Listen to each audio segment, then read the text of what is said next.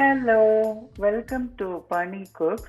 இன்னைக்கு நம்ம சமைக்க போகிறது சிக்கன் 65. வாங்க சமைக்கலாம்.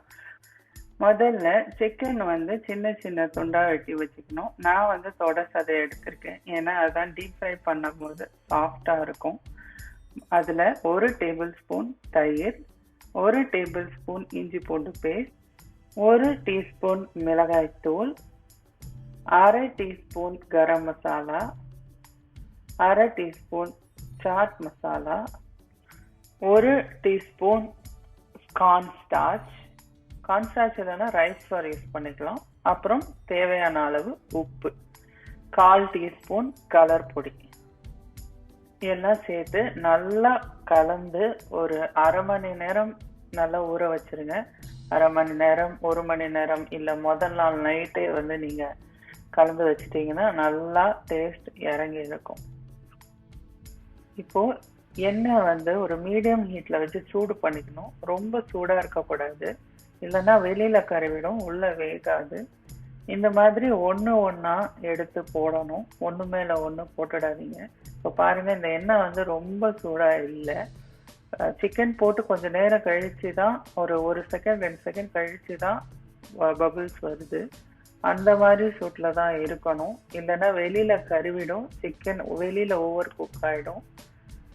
ஸோ இந்த மாதிரி தனித்தனியா ஒண்ணா எடுத்து போட்டு மெதுவா வறுத்தீங்கன்னா உள்ள சாஃப்டா இருக்கும், வெளியில கிரன்ச்சியா இருக்கும்.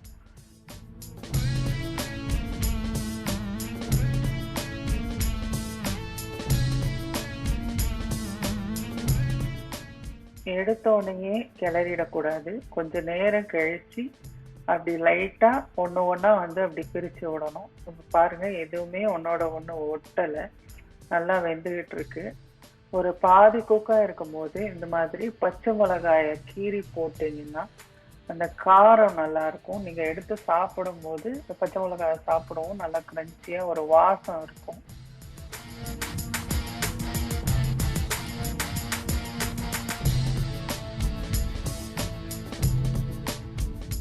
சிக்கன் ரெடி ஆயிடுச்சு. பாருங்க எவ்வளவு அழகா வறுபட்டிருக்கு. வெளியில ஒரு கிரன்ச்சினஸ் இருக்கு, உள்ள சாஃப்டா இருக்கு.